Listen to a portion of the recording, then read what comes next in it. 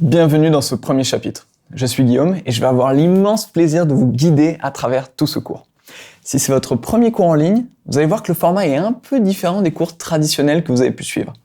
Ici, vous allez pouvoir suivre le cours à votre rythme. Avec cette liberté viennent différentes responsabilités. Et mon rôle à moi, en tant que guide, ce ne sera pas de vous contraindre à suivre tout le cours, mais bien à vous aider à en tirer un maximum en toute autonomie. Dans ce premier chapitre, je vais simplement vous présenter le déroulement du cours pour que vous puissiez l'appréhender au mieux. Celui-ci s'articule autour de 4 compétences à acquérir.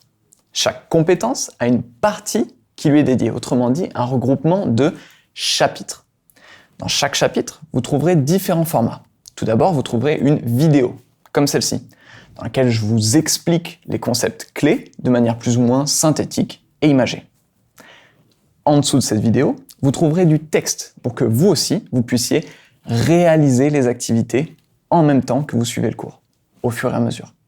J'attire votre attention sur ces fameux exercices, sur ces instructions. Comme je vous l'ai dit, personne ne sera derrière votre dos pour vérifier que vous les ayez faites ou non. Le choix vous revient. Cela dit, apprendre est avant tout un verbe d'action. Je ne peux donc que vous recommander de suivre le cours de la manière la plus active qu'il soit. Aussi, vous verrez qu'à la fin de chaque partie, il y aura des évaluations. Elles peuvent prendre la forme d'un quiz ou d'une activité corrigée par les pairs. Si vous suivez de manière active chacun des chapitres, vous serez largement avancé au moment des évaluations.